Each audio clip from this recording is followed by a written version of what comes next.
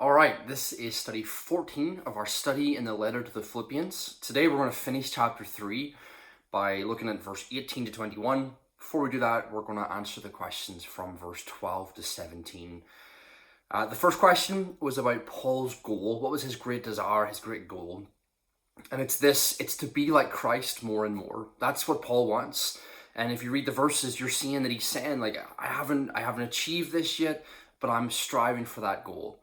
He acknowledges that he isn't yet completely like Christ. He knows his heart, and he can see in there, just like you and I can see in ourselves, that there's still sin, selfishness, there's still worry and trouble, there's still the things that trouble us in Paul as well.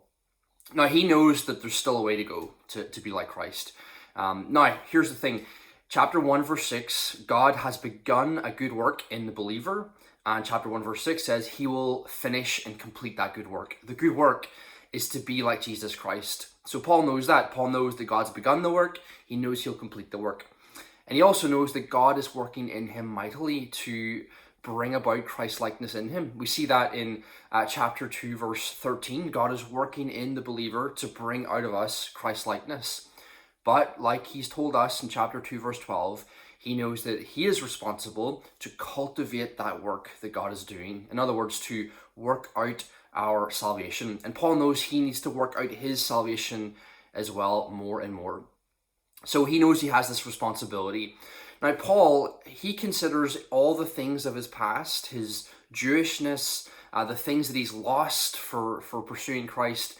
He doesn't just see them as lost, but he's actually saying, I forget all those things. Like, I don't even look behind me to see them all because I'm so focused on pursuing Christ, knowing Christ more, experiencing him more, and in doing so, becoming more like him. So he's really living up to chapter 1, verse 9 to 11, which is this whole idea of allowing Christ to produce in us Christ-likeness, the fruit of righteousness, as we grow in the knowledge of love more and more.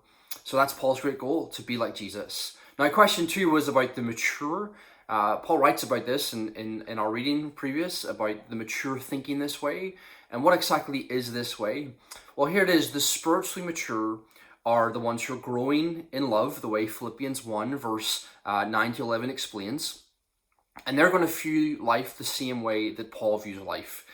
In other words, they're going to realize that they will know that it's no longer about living for themselves and their own interests, but they will be joyfully understanding that to live is to live for Christ and his gospel. They'll be able to say with Paul, to live is Christ and to die is gain. They'll realize that their past boasts and the things that they've potentially lost for Christ were worth losing and worth forgetting so that they can know Christ more and more, and in doing so become more like him. So that's simply it. The mature will think the way Paul thinks and have the same perspective as him about life. Question 3 then was about how these mature thinkers will live. And simply this, they will live according to what they believe. You see, the Christian message, it's not enough to just know it and to have this head knowledge about it. Paul says here to hold fast or to stay true or to live up to the things that they've received in Christ. They'll follow the example of those who are still living this way. That is, they'll follow Paul and Timothy and Epaphroditus, amongst others. And what this means is that those who think the way Paul thinks about life and death will no longer live for themselves, but they'll say, like Paul, to live as Christ and die as gain.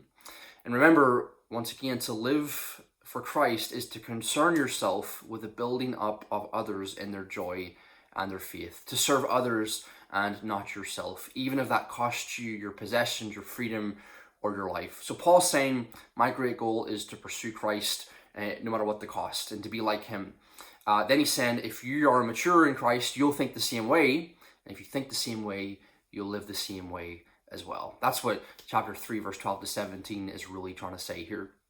So now we're in chapter 3, verse 18 to 21, and we have 3 questions. The first question, describe the enemies of the cross of Christ, but do that in comparison to chapter 2, verse 1 to 4. So Paul goes into a description here in chapter 3, verse 18 to 19 about the enemies of Christ, or the enemies of the cross of Christ. But don't just list that description of them. List that description of them in comparison to the commandments of chapter 2, verse 1 to 4. I think you'll see why we're doing that, and you'll see the difference there. The second question, what is the future of those who are the enemies of the cross, according to verse 18 to 19 of chapter 3? And question 3, what is the future of those who are in Christ, verse 20 to 21? God bless.